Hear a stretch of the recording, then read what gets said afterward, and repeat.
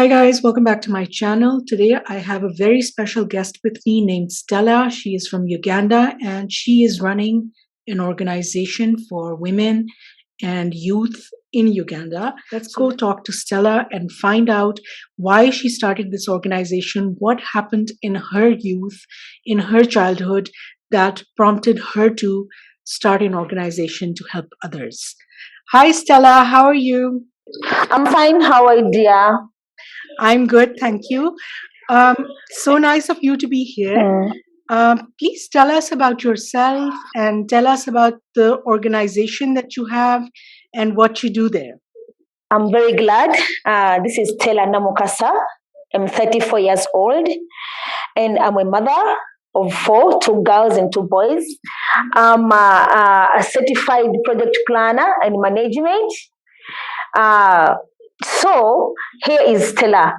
Stellah is a woman empowerment coach and mentorship who went through a lot from childhood. Stellah is an example of what is happening today and an advocate for the teenage mothers and early childhood advocate because I faced that trouble when I was still young. So with that, I came up with an organization that is enhancing and empowering young ladies, young women, children who have gone through a lot. For example, early teenage marriage and pregnancy. So here I came up with an organization which is called Youth and Women Initiative for Development Organization. We are now 3 years old in operation, and we thank God that is making us and other friends like you who are making this thing to happen. Yes, our organization is a community-based organization which is non-profit. We are non-profit, whereby we get funds and help and support from the communities that we offer the services. Okay, Yes, that's great. That's great, Stella. Now Yeah. tell us what happened in your childhood that made you feel for other people and then you created this organization. Tell us about what happened to you. Okay. Thank you, Amira. Back then, when I was 16 years old, you know, here in Uganda, the age of getting married and maybe deciding for yourself is 18 years old. So here I was still schooling. By that time, I was in Form 6 vacation. I had a group of young ladies that we were schooling with, but it was a peer pressure or a bad group. So these girls could go out, could do everything funny. So one day they called me to a party. When they called me to a party, they gave me wine, which was punched. After giving me wine, which was punched, then there was a man who was there eyeing me all the time. We just ended up together. I didn't know him. So with that, we didn't have a relationship with this man, and he was old. He was older than me, and I was young. I could even call it maybe rape or defilement by that time. So, passing time, 1 month, I realized that I'm missing my MPs. And that was a sign that I'm pregnant. So I faced a lot of challenges. My friends were telling me, Stella, abort, you do this, you're too early, you can't hold on.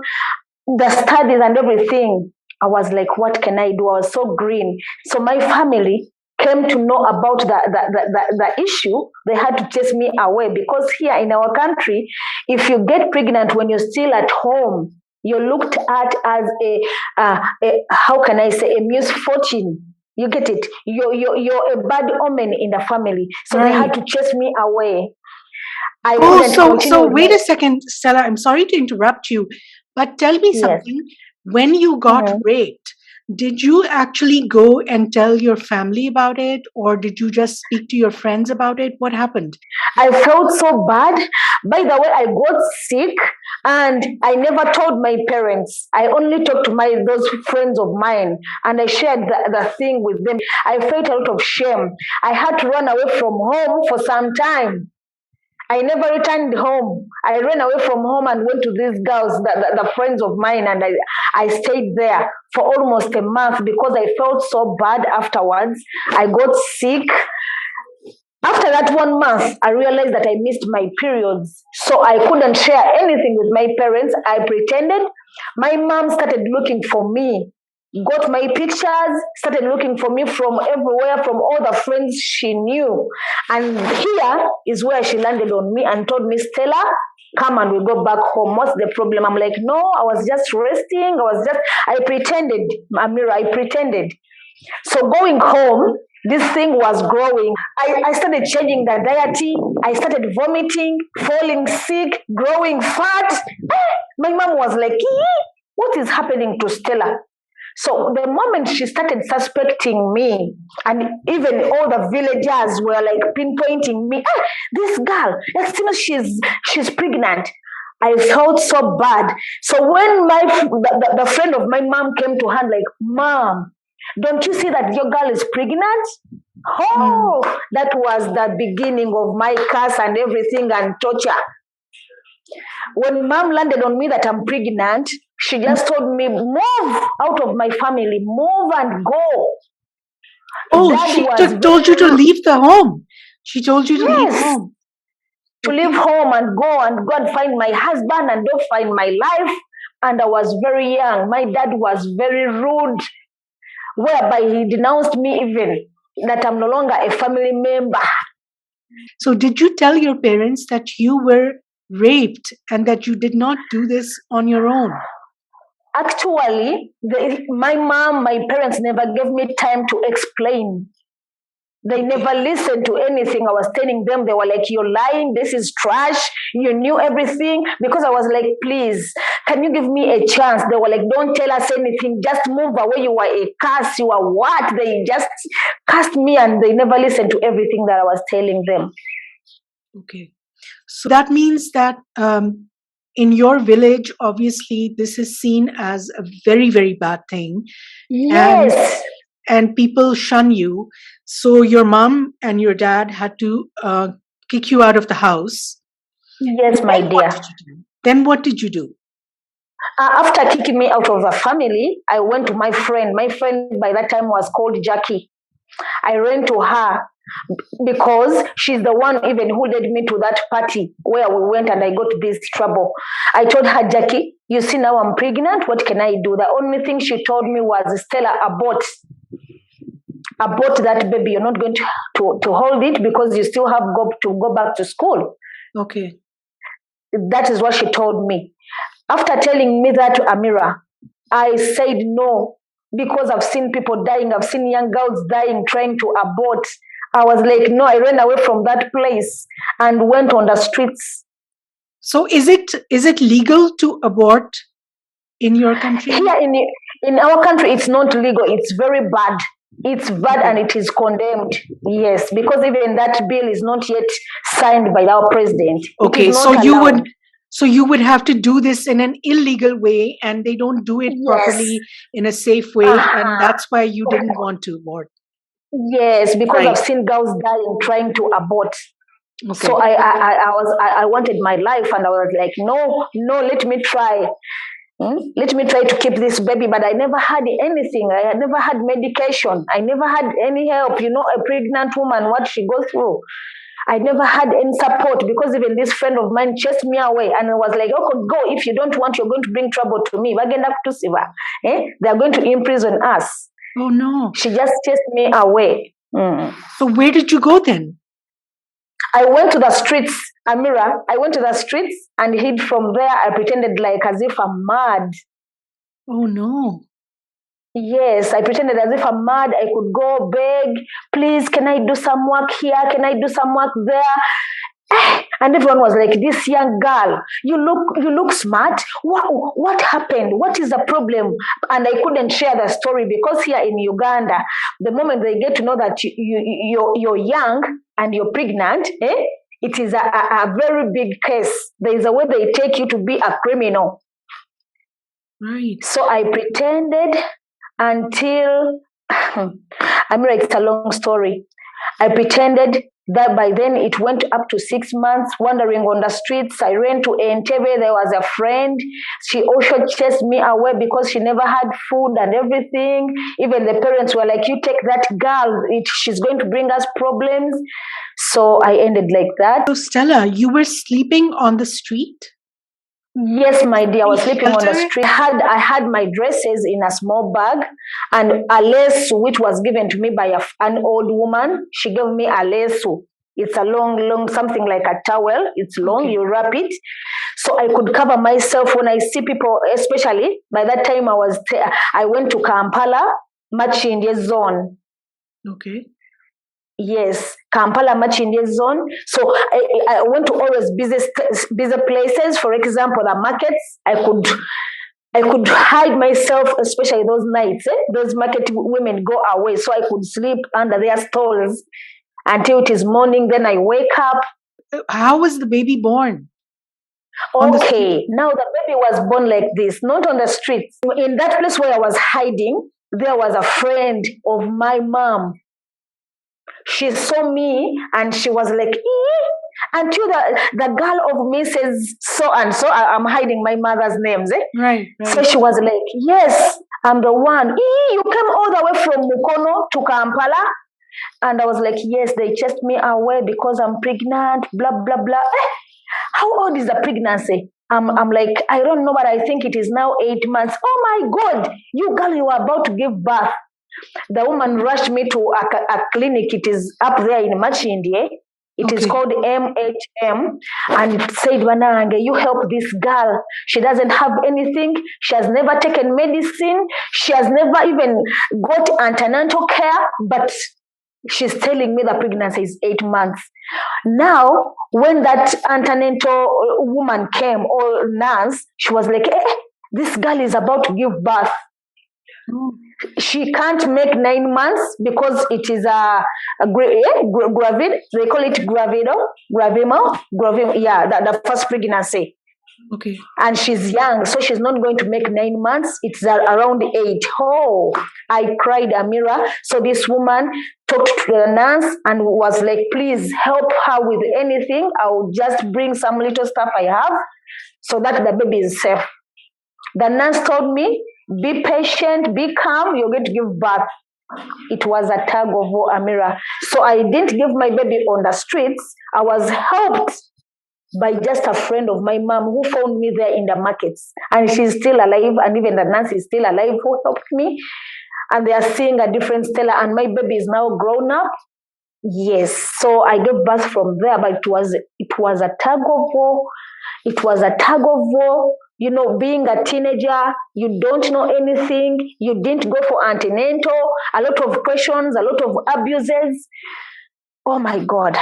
So I gave birth to a baby girl. And this is the time that woman called my mom and was like, Mommy Stella's given birth. She came? She came, but very annoyed with me. She even didn't want to look at me, but she was like, let me look at the baby she has given birth to. Yeah, so my mom looked at the baby and was like, Stella, so this is the degree you have brought for us? Is this the degree that we sent you for to school? I was like, no, Mom, this is not the degree, but I made a mistake, but I'm going to go and get it. That is what I told her. Yes, when I was at the bed, I told her, Mommy, I'm going to get that degree because by that time I was in senior 6 back. Amira, that is when the story started. Tell me about it. Tell me. Yes, so when I gave birth, my mom had to get me. She never took me back home, but she brought me to her sister there in Machindye, Kampala. And she was like, please, I can't take this girl to the village because now it is a misfortune to our family. It is a bad omen to our family.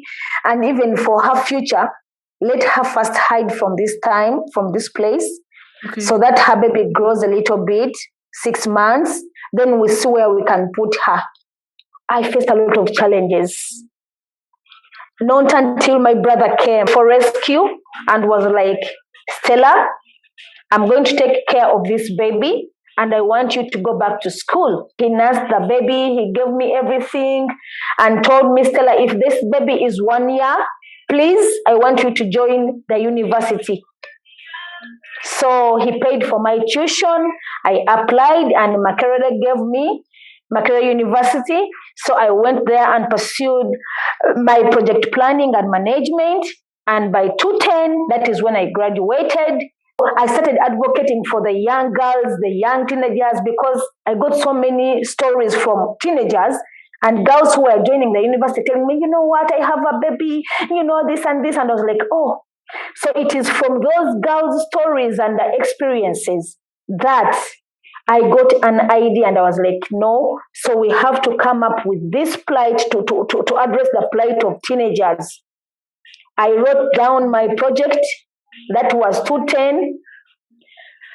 Then I had to start pushing it slowly by slowly. And here we are. I'm an inspiration to so many. I'm a motivator. I've helped so many young teenage girls.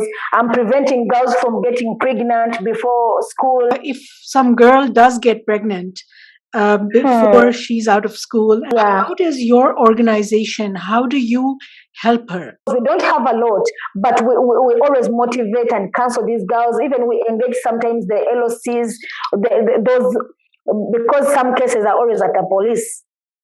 So at times we go to the police and we engage the police, we engage the leaders, so that this girl is not looked at as a nuisance in the community, so that even the school can't chase her away, but instead they take care of this girl. How does the police treat such girls? Actually, it depends on how the parents or the community have treated this girl. For example, the parents can be so bitter, take this girl to the police, and at times they tell the police, we need you to cane this girl, we need you to punish her, we need you to give her the corporal punishments. So at times the police treats these girls depending on how the accusers have brought her. That's how those girls are treated. If you want your girl to be beaten, given hard work, the police will do it. But if you just take your girl there maybe for punishment, she will be taken the way you want her, or the police is supposed to be treating her. Where do you get the funding for your organization? Do people donate? Do you ask for donations? What happens? Thank you, Amira. The donations or the funding we get, we always get it from the well-wishers, those people who wish us well. We get it from the community. For example, the communities this month, the coming month, I have a drive, a charity birthday. So the communities always provide me the space. At times, if they have the clothes, which I'm asking for, food, they donate. And also, if there are some organizations that feel the cause is good, within, they can always fundraise to us and fund us. But I always ask for donations. Every time, Amira, I go on the internet, I try to look for funders, I try to look for donors, I'm looking for partners all over the world to help me make my dream come true. So if somebody who is watching this video, if they wanted to send you some funds, some donation, how would they go about it? Will you please give us your information, and I will put it in the description box. All right. Okay. Thank you so much, Stellah. Thank you very much for being here. You're welcome, dear. Thank you so much for watching, guys. I'm going to link all of Stellah's information, her bank account, where you can donate if you want, and her other information in the description box below. If you like this video, or if you want to watch more videos like it, or if you learned something from it, please make sure to give us a thumbs up and subscribe if you haven't already. And I will see you next time. Bye-bye.